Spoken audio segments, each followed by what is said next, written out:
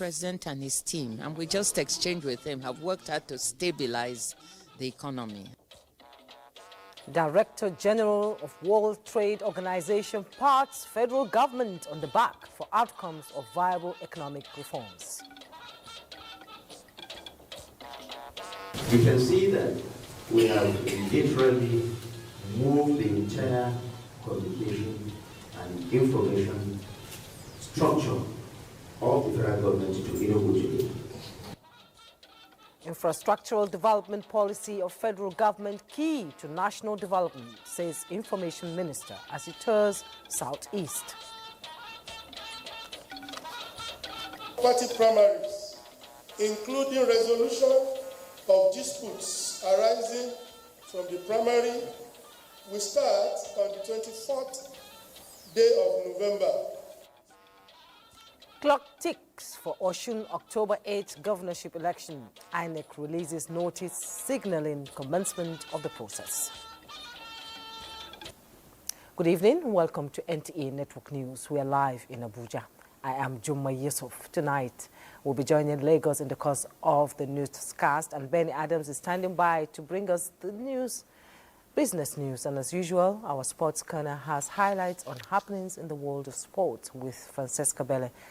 This newscast is streaming live on all our social media platforms displayed on your screen. Now, World Trade Organization WTO's Director General Ngozi Okonjo-Iweala has commended Nigeria's government for the outcomes of various economic reforms embarked on and now leading to stability in the economy. The DG in company of Nigeria's Minister of Industry, Trade and Investment, Olujumoke Oduwale, visited President Bola Ahmed Tinubu at the State House. Dr. Okonjo-Iweala, who was a coordinating Minister of the Economy in Nigeria, also offers advice on the required next steps to grow the economy. We think that the President and his team, and we just exchanged with him, have worked hard to stabilize the economy. And you cannot really improve an economy unless it's stable. So he has to be given the credit for the stability of the economy. So the reforms have been in the right direction. What is needed next is growth. We now need to grow the economy, and we need to put in social safety nets so that people who are feeling the pinch of the reforms can also have some support to be able to weather the hardship. So that's the next step. How do we build social safety net to help Nigerians cushion the hardship they are feeling? And then how do we grow the economy so we can create more jobs and put more money in people's pockets? These are issues that we discussed with Mr. President. The head of the World Trade Body appreciated the President and First Lady Oluremi Tinubu for the Women Exporters Fund just launched in Abuja to support women through economic hardship. Nigeria competed and won. One of 4 countries that won globally to be part of this new initiative. We had 67,000 Nigerian women who applied for this, and 146, can you imagine, 67,000, 146 won, and they are going to have money disbursed directly to them. 16 of them won what we call the booster track. Those who already have businesses, but their businesses will be scaled up. They will receive technical and business support for 18 months from the WTO and the ITC, and working with the ministry. So we will all work together to make sure that their businesses expand, they employ more people, they put money in their household's pocket and in the nation's pocket. Then another 100 will get directly $5,000 to scale up, to start and strengthen their businesses, again with 12 months of business support. So 146 women beneficiaries. This is just the beginning. The fund is jointly managed by the WTO and the International Trade Center. Meanwhile, limited access to digital tools, financing and global markets continue to hinder the growth of women-led businesses in Nigeria and across the developing world. Alika Okpanachi Arua reports that the World Trade Organization is addressing this gap through the launch of the Women Exporters in Digital Economy Fund, a global initiative aimed at closing the digital trade divide. For many women, this could be a turning point on leveraging technology to drive export growth and economic inclusion. According to a recent report by the International Trade Center, ITC, women make up less than 30% of global digital exporters, underscoring a significant gender gap in cross-border e-commerce. To bridge the gap, WTO Director General Dr. Ngozi Okonjo-Iweala has launched the $50 million Women-Led Exporters in the Digital Economy wide fund, aimed at empowering women-led businesses to expand their digital exports. It's an inter-ministerial effort with policy supporting the women and making sure that the infrastructure is available for them to thrive. The fund offers 2 tiers of support: the Discovery Grants, up to $5,000 for early-stage businesses exploring digital trade, and the Booster Grants, which is up to $30,000 for more established businesses ready to scale internationally.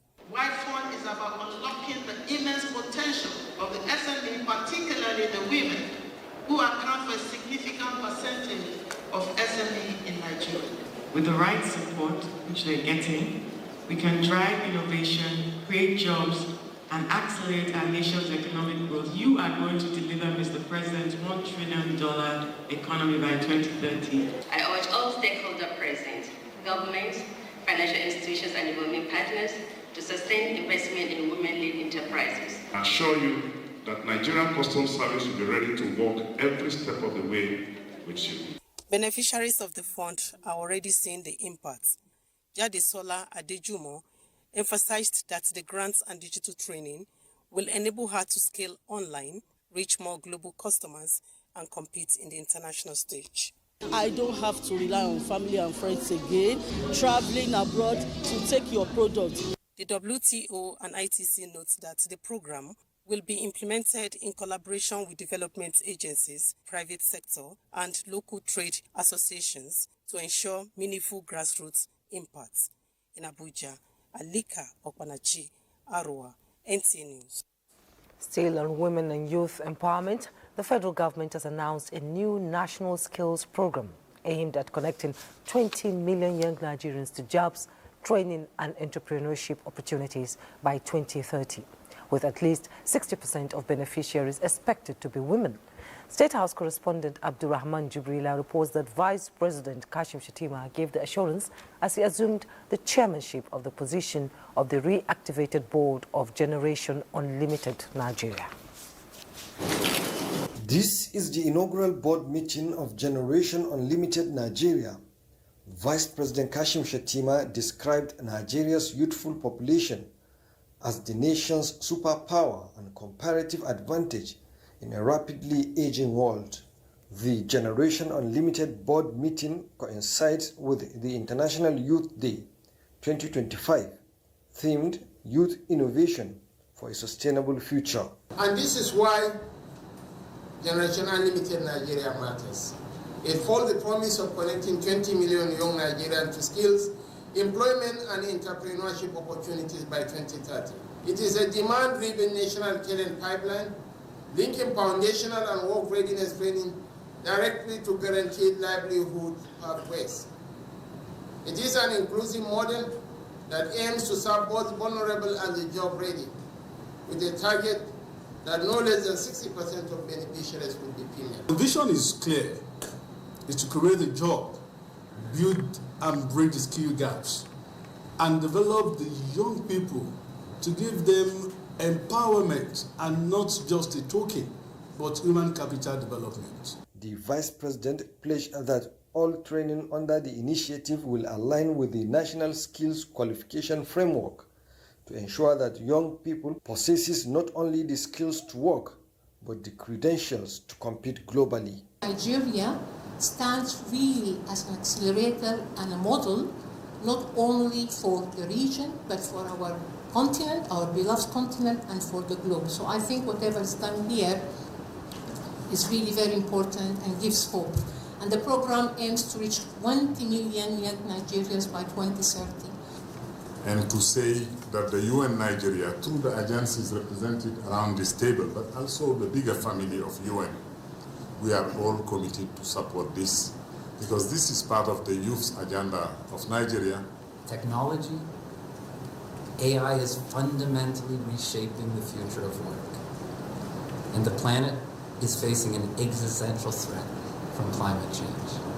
That is the world young people are entering. Launched in 2021, Generation Unlimited Nigeria is a public-private youth partnership platform targeting 20 million Nigerian youth by 2030, supporting their transition from learning to earning, productive work and active citizenship. From the State House, Abraham Jibrila, NTA News. In the meantime, the federal government is taking measures towards addressing skills deficit among the nation's youth for a more prosperous Nigeria. Now, against this backdrop, the Federal Ministry of Education, in collaboration with the United Nations Children's Fund, embarks on sensitization about the recently launched national policy on skills development for stakeholders in the education sector of the North. Aminu Umar reports. Nigeria is blessed with a vibrant population of young men and women, a demography strong enough to drive the nation towards economic prosperity if only the country fully harnesses its demographic dividends. However, skills mismatch continues to create hurdles, with many institutions producing graduates who are not readily employable. To shift towards a skill-based economy, the federal government earlier this year launched the National Policy on Skills Development. And now it's time for action as commissioners of education and other stakeholders gather to chart the way forward. So you see, the bulk of the students are at the subnationals in the states. So we are going to domesticate this policy and see how it works, especially that most of these states have one type of policy on skills. The knowledge we acquire here, we also ensure that we are going to scale it down to our teachers. We need to look at how can we build the capacity of the teachers to understand the policy and to be able to deliver on its commitment. To ensure timely implementation, the Minister of State for Education, Professor Sueba Said Ahmad, has directed that progress be closely monitored at subnational levels. The Federal Ministry of Education, in line with the necessary objective, will continue to provide necessary support and guidance, collaborating with you to develop state-specific implementation plans and monitor progress for accountability. The new policy identifies 29 core and secondary skills to be integrated into both formal and non-formal education systems. In Kano, Amin Umar, NTA News. Now, from rising revenues to a stronger naira, Nigeria's economy is showing signs of progress. This is as the federal government says it is doubling down on strategies to make life easier for Nigerians. The Minister of Finance and Coordinating Minister of the Economy, Wale Edu, gave the assurance while updating the media on the state of the economy. Neka Oko reports on key takeaways. Our medium-term goal, well advertised, is to get to 7% annual growth, GDP growth.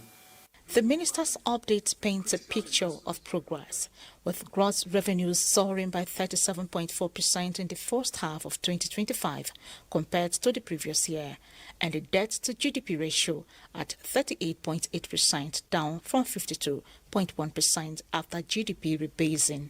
And we have ended the unauthorized and above limits funding or by ways and means. The federal government is also increasing revenue allocations to state, with their combined fiscal balance growing from 1.8% of GDP to 3.1%, representing an increase from 2.8 trillion naira to more than 7 trillion naira since mid-2023. We are centralizing and digitizing the revenue collections from the ministries, departments, and agencies, using technology to prevent leakages. In the oil and gas sector, the minister reports that average production for the first half of 2025 was 1.67 million barrels per day, below the budgeted 2.06 million barrels, while crude oil prices also averaged $67, below the $75 benchmark set in the budget. Despite these shortfalls, he says the government is complying with OPEC production quotas. The minister attributed the country's economic growth to a broad-based expansion led by trade, communications and construction. The growth, he said, is expected to be sustained, driven by the government's economic policies and reforms. In Abuja, Nneka Oku, NTA News. For more on the financial sector, let's bring in Benny Adams. Benny Adams, you can take it away from here. Yeah, thank you, Jumai. I'm still talking about the economy. Now, speaking at the launch of the Women Exporters and Digital Economy Wade Fund in Abuja, Dr. Ngozi Okonjo-Iweala says only 45% of Nigerians are connected to the internet, far below the global average of 67%. To this end, the Minister of Communications, Innovation and Digital Economy, Dr. Bosun Tijani, commits to supporting the initiative, noting that women entrepreneurs bring a unique ability to connect product to real-life problems. Just as the Minister of Women Affairs, Iman Suleiman Ibrahim, says, with women, the $1 trillion economy is a reality. This is just the beginning. Nigerian women are entrepreneurial, they're phenomenal, and we give them all the necessary support to ensure that they don't only support the emergence of the $1 trillion economy, but globally we export not just the trade, but also our cultural influence. Now talking energy, oil prices climbed on Thursday as investors remain cautious. The U.S.-Russia summit on Ukraine on Friday will lead to a loosening of Russian crude sanctions and may even result in further action against buyers. Brent crude futures were up 24 cents at $65.87 a barrel, while the U.S. West Texas Intermediate crude futures rose 21 cents to 62.85 cents. Let's take a look at other commodities in the market at this time.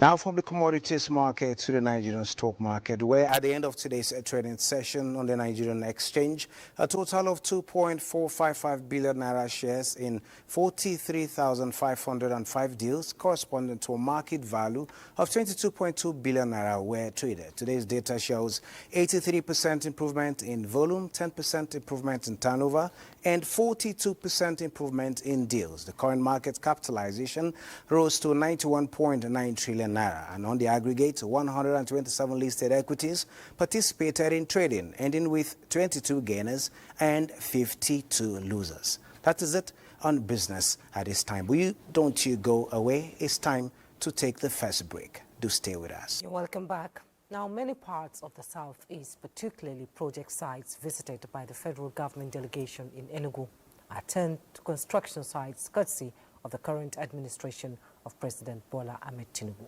Members of the team being led by the Minister of Information and National Orientation, Mohammed Idris, assured speedy delivery of ongoing projects and execution of more in the years ahead.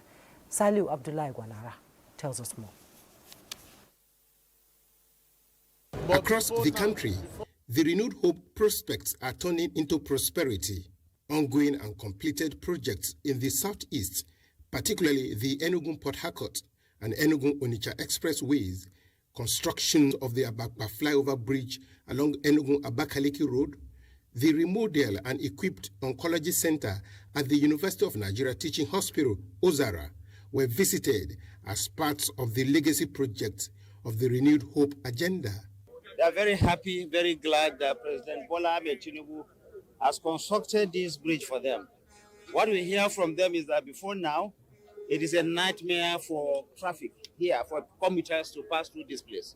But now the construction of this bridge, they are hopeful. It's about 70 to 75% completed here from what we can see and what we have been told. And we know that by the time it is completed, it will solve all the problems of traffic in this community. This is linking Enugu, Ebonyi, and then straight to Cross River and Akwa Ibom State from here. So it's a very important artery. It's a very important road linking these 4 states together. And we are happy. This is part of the renewed hope promise that the president has given. Is renewing people's hope. This is wonderful. I'm happy this is happening in my lifetime. You know, I can say this because it's not always usual that you find this kind of development springing up everywhere in a state. I represent Enugu State, and I'm so happy to be associated with our president, President Bola Ahmed Tinubu GCFR. I'm so proud that I'm of APC, and that is why all these developments you are seeing in Enugu is because of him. You know, because he's an accomplished man. He's from the private sector, so he knows where it pays the people. The thing is that when Mr. President has been talking about renewed hope, we find that it's not just a slogan, it's real. And we have seen it in those facilities that we have examined. And I think Nigerians are happy. We are happy to see them in practice, and the people using them are also happy. This government gesture is indeed acknowledged as necessary efforts to boost and build a nation with a solid economy for generations. Now, you don't consider a K again. If you come to a K, it's free. Can't you see? Flyover up. People where they are around here, they're very, very happy. The place is looking pretty, so we are very happy for the project. We do hope that in the soonest time that this project will be completed. Reactions of the citizens here show a demonstration of hope for better days ahead as inspection of projects continue in other states in the zone. In Enugu, Salihu Abdullahi Gwanara, NTA News. Earlier, the Minister of Information and National Orientation visited Enugu State Governor, Dr. Peter Mba. He describes the infrastructural development policy of the federal government as key to national development. Chiegonu Aro has the report. Minister arrived Enugu with a team of directors general, including the Nigerian Television Authority, NTA. Some of the projects to be inspected are the Oncology Center at the University of Nigeria Teaching Hospital, Enugu, the Enugu-Port Harcourt Expressway, Eko Binago Flyover, and the Enugu-Onitsha Expressway. At the Government House, Governor Peter Mba described the visit as a commitment to fostering citizens' engagement and a show of public trust. The Minister has just reminded us of how consequential Enugu State is, or the city of Enugu is. And it is indeed true that you cannot talk about the history of Nigeria without copious mentioning of Enugu State. You can see that we have literally moved the entire communication and information structure of the federal government to Enugu today. And this is very, very intentional. The minister, who extolled the giant strides of Governor Mba in infrastructure, commended his zeal in keying into the presidential commitment to distributing infrastructure across the nation. Some of the directors general expressed optimism in meeting up with the president's agenda in human and infrastructural development. In Enugu, Chiegonu Aro, NTA News. Still in Enugu, the Minister of Information and National Orientation and leader of the federal government delegation on tour of projects in the Southeast says at the end of President Tinubu's first term, the benefits of the ongoing reforms will be clearer as the federal government remains committed to transparency, accountability, and delivering the dividends of democracy to all Nigerians. At a citizens' engagement in Enugu to reassess the activities of the government within 2 years, the team leader commended ongoing reforms by the state government and encouraged the people to subscribe to the ongoing reforms of the government for all categories of citizens. Government successes in security, national integration, and youth engagement were highlighted. Traditional institutions, women and youth groups participated in the citizens' engagement that is being replicated across the country. Now let's bring you up to speed with other news as the federal government has reiterated its commitment to sustaining policies and incentives that will ensure Nigeria remains an attractive destination for energy investments. Minister of State for Petroleum Resources, Oil, Senator Henneken Lapobri, gave this assurance during an inspection inspection of the NMPC joint venture facility in Delta State. Let's take a listen to Lydia Sampson's report. The Bobby reiterates that since President Tinubu's assuming office, things have changed in the oil and gas sector. Sincerely believe that we can only grow production, if we have sustainable investments. And as government asks is to give you, the best incentives as possible, to enable you to make those investments that will lead to sustainable growth in the volumes that, we require. He said the time has come for Nigeria to develop its available oil blocks, stressing that it is better to farm out to partners rather than wait 20 or 30 years. The minister applauds the NMPC-CNL joint venture for operational excellence and urged other operators to consider farming out idle assets to investors with access to capital, noting that government is reviewing the activation of the drill or drop provision in the Petroleum Industry Act. Key stakeholders expressed optimism about the company's future in Nigeria and lauded the minister's commitment to collaboration.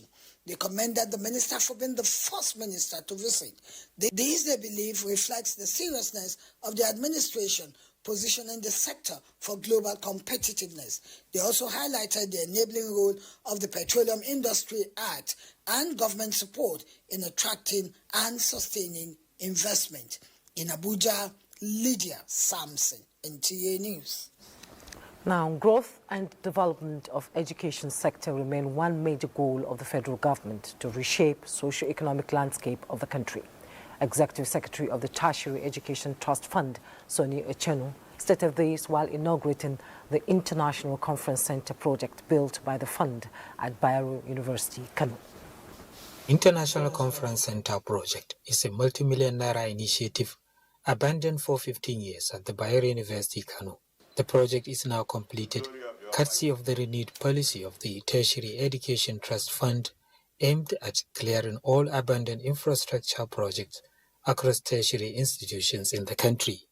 This edifice, an iconic building, not only improves the architecture of our campus and the ambience that we are seeing and witnessing, but it's a major source of activities and revenue for the university.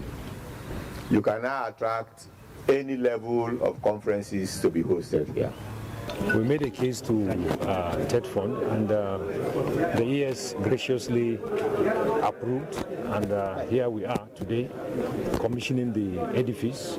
Situated at the heart of Bayero University, the center is equipped with state-of-the-art facilities to host conferences that will promote learning and support the university's revenue generation drive. Now, California and Nigeria are teaming up in a new climate alliance designed to strengthen key socio-economic sectors in both regions. The partnership, which will focus on mitigation, technology transfer and industrial trade, was established after the California Africa Climate and Economic Delegations visited the National Council on Climate Change, Nigeria's official UNFCCC focal office. Charles Alpha reports. This visit marks a pivotal moment in deepening ties between California and Nigeria, two dynamic economies poised to shape the future of global innovation and sustainable development. As the world's fourth largest economy and a recognized leader in climate action, California offers a strategic platform for Nigeria to expand its global footprint. California's economic vitality aligns seamlessly with Nigeria's ambitions in high technology, agriculture, entertainment, and inclusive green growth. Issue that is an existential issue, an existential crisis, which is the climate change battle that we're all tackling. And I will note that your organization, the organization you lead, is well noted around the world for its leadership, and rightfully so. Your ability, your opportunity is now to tackle this issue. This collaboration is the start of so many good things, and we are looking forward to doing a lot more with the Californians, and we're so proud that we were able to make this happen under such short time frame, but we delivered, and it shows the testament in terms of the energy that we have in here in this space. With California's $675 billion in two-way trade, Nigeria can gain access to new markets, capital and supply chains, as well as investment in infrastructure, manufacturing and services that could stimulate job creation and an inclusive growth. Charles Alpha, NTA News. Time now to join Hingino John Adams in our Lagos studio for more news from that axis. Hello, Hingino.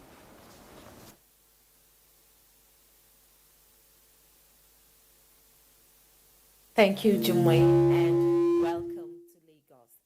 Adequate funding of the aviation sector is important to drive global trade through rapid transportation of people and goods. Experts say prospects in the industry will foster connections between different economies. A viable aviation sector contributes to the economic growth of any nation.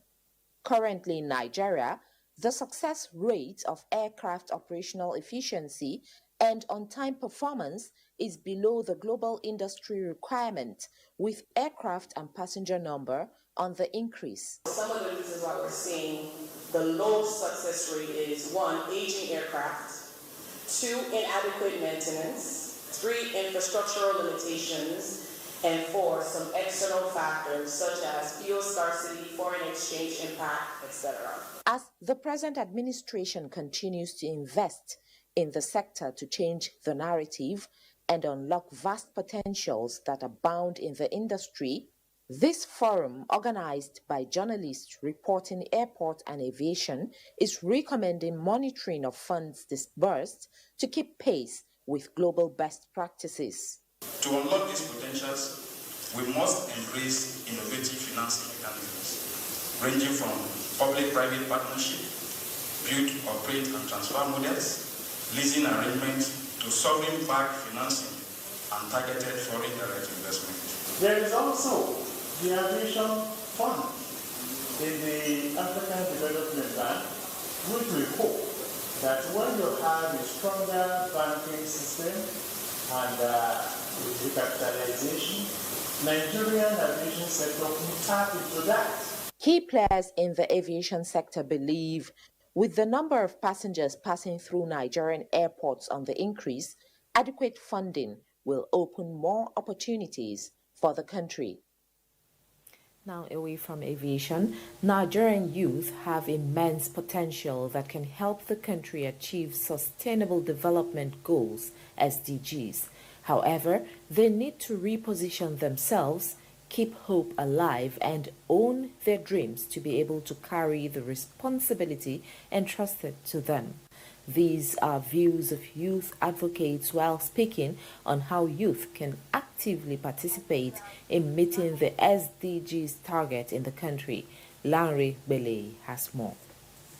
The nation's population is the youth. Their vibrant and dynamic energy is always visible. But too often, we depend on the government, waiting for the government to do everything. The truth is, the government can't do it all. So you may ask, how can the youth be vanguards of the Sustainable Development Goals in their communities and in their local government? Start where you are. Take decent work and economic growth. Yes, the rate of unemployment is very high, but we can change that by starting businesses. Through practical work, through vocational skills, through tech skills, and the list continues and it goes on and on, that meaningful development can come to be. But first and foremost, the government needs to convince the teeming youth. Accelerating the growth of the nation through poverty eradication, adequate health and well-being standards, gender equality, education and vocational training, sustainable cities, communities, and climate change action. To be active participants, youths in the country must display reliable capacities to execute these goals. A lot of youths that I've seen, they lack priority. Most of them are just busy following trends. They don't know how to prioritize and focus on the things that matter, on how to build their own selves. You are 18, you are 19, you are 21, you are 25. You have eyes, you have legs, you have hands, you are not crippled. One of the things of SDG number 1 is no poverty. Now, forget about no poverty in Nigeria or Africa. In your community, in your family, how do you ensure that there is no poverty? Youth advocates state that for them to be positioned as the backbone of the SDG projects, they should be allowed to make decisions on their own, to embark on their entrepreneurial journey and be innovative. In Lagos, Larry Bilayi, NTA News. Those are the reports from Lagos. Network News continues with Jummai in Abuja after the break. You're watching NTA Network News and now talking politics.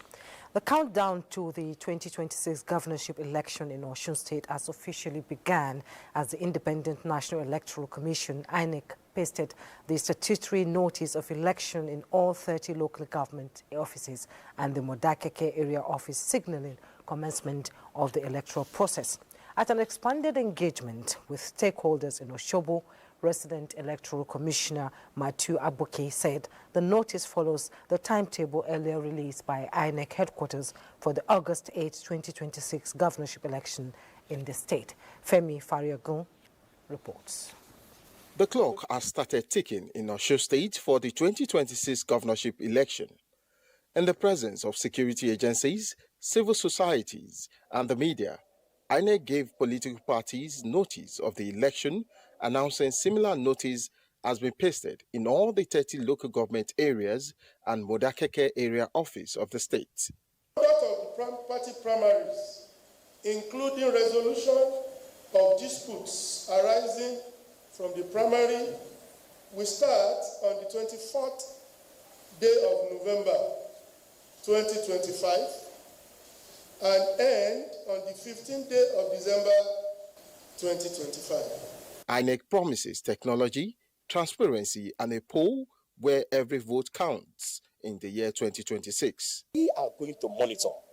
From the experience we have had last, we would make sure we monitor local governments that we believe would violate this explanation.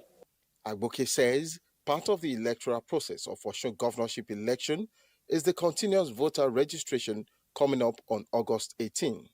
In Oshobo, Femi Afariogun, NTA News. And the People's Democratic Party has inaugurated its National Convention Zoning Committee ahead of the November 15 and 16, 2025 elective National Convention. Correspondent Timothy Yusuf reports that the governor of Bayelsa State, Senator Doye Diri, is the chairman, while the governor of Plateau State, Caleb Muthwang, serves as secretary. Level of preparedness of the PDP elective national convention slated for 15 and 16 November 2025 was the agenda of this media briefing by the party's national spokesperson, Debo Ologoagba. Assuring that all is going well for a successful convention, Ologoagba stressed that total commitment to the party's cause is non-negotiable, as the party will rely on its constitution to ensure members remain committed to its cause. We're not confrontational, we're not fighting nobody. But we will respect our processes, we will respect our institutions, we will respect our organs, we will follow through, work together in the interest of the party one, in the interest of democracy, and in the interest of Nigeria. Responding to questions on speculations that former President Goodluck Jonathan and the 2023 Labour Party presidential candidate Peter Obi are gunning for the PDP presidential ticket for 2027, the party's national spokesman reacts. The question you're asking is, don't running. Ask him, is it the same right? I don't speak for President Jonathan. You go ask him, you have access to him, I know. I know you do. So ask him. It's not for me to speculate what so that's your own imagination. About the recent conditions set by certain members of the party for the success of the November 15 and 16 National Elective Convention, Ologoagba emphasized that the PDP is about the people, not any individual. Timothy Yusuf, NTA News. We'll take another break. We'll be right. And Global Update is next. On top of an all-out war, people in Sudan are now experiencing the worst cholera outbreak the country has ever seen in years. In the Darfur region alone, Doctors Without Borders teams reported treating over 2,300 patients and recorded 40 deaths in the past week. The Doctors Without Borders project coordinator in Tawila explained that in displacement and refugee camps, families often have no choice but to drink from the contaminated sources, and many contract cholera. Of now, what we see in the camp is that there's a huge gap in terms of secured access for secured water. And in another news, President Zelensky says his meeting with Keir Starmer was productive. In a post on X, the Ukrainian leader says the pair spoke of their expectations for Friday's Alaska meeting and the security guarantees Ukraine has been calling for to ensure a durable peace.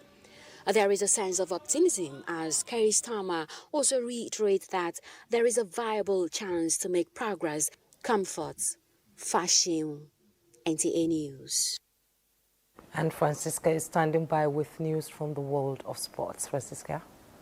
Thank you, Juma. Welcome to Sports Update.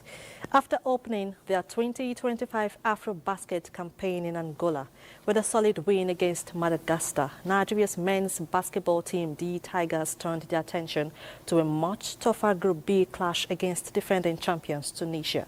Basketball enthusiasts in Abuja believe this encounter will be a true test of how far the team can go in the championship.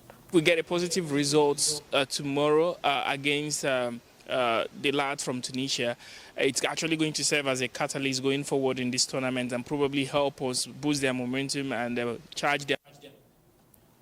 Elsewhere, the Nigeria Correctional Service, in conjunction with the House of Representatives Committee on Reformatory Institution and Legend Golden Care Foundation, have organized the Freedom Tournament for inmates of the Nigeria Correctional Center in Kuje. The tournament, which featured different teams in the center, provided the opportunity for the inmates to socialize and imbibe the spirit of sportsmanship while also building their capacity. It's part of the promotion program we have. It helps them in their daily activities. It helps to reject their thinking. Cooperation is promoted among the inmates, and both their psychomotor domain and other domains are promoted. Sports is a great tool for rehabilitation, and that is why we have introduced it to the inmates. It helps them to build leadership skills, how to set up a team. It has processes, and when they are able to carry on with these processes, it builds their capacities as well. A month ago, Nigeria's capital city welcomed athletes from over 33 countries for the 2025 UFAC African Karate Championship stage at the Velodrome of the Moshood Abiola National Stadium, Abuja. Beyond boosting their continental rankings, 7 Nigerian athletes from the tournament have now earned invitations to compete at the World Championship. President of the Karate Federation of Nigeria, Silas Agara, says while the federation is not yet where it wants to be, it has made tremendous progress in a short term. Medals came from the juniors, the cadets, and most of the medals came from the juniors and the cadets. So I think in the next 2 years, like I said, if we're able to mentor those athletes, we should have world champions in Nigeria. And as we speak, those juniors are already having good ranking in the world as we speak. And that was why we had 6 invites for them to participate in the World Championship.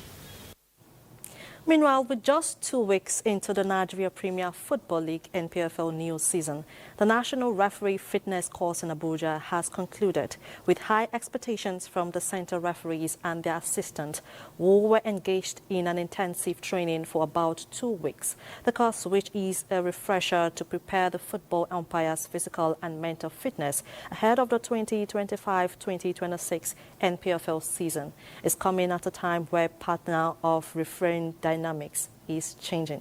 It's a lot of amendment this time around, so the referees have to be aware of it so that during the officiating they implement exactly what is expected of them as regard to the loss of the game. They know we don't expect anything short from the best. Well, that's the size of a package. It's back to you, Jumai.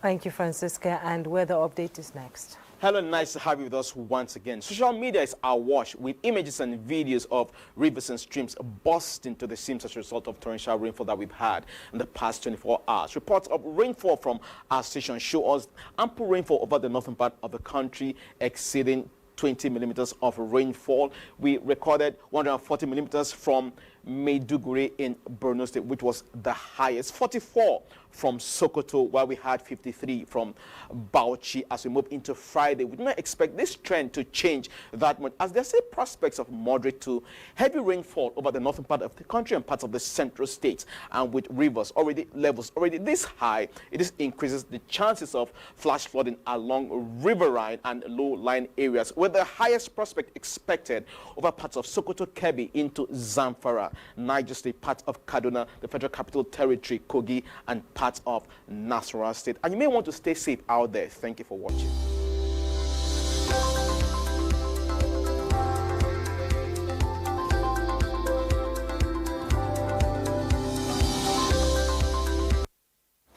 And weather update wraps up Network News tonight. Thanks for watching. I am Juma Yusuf.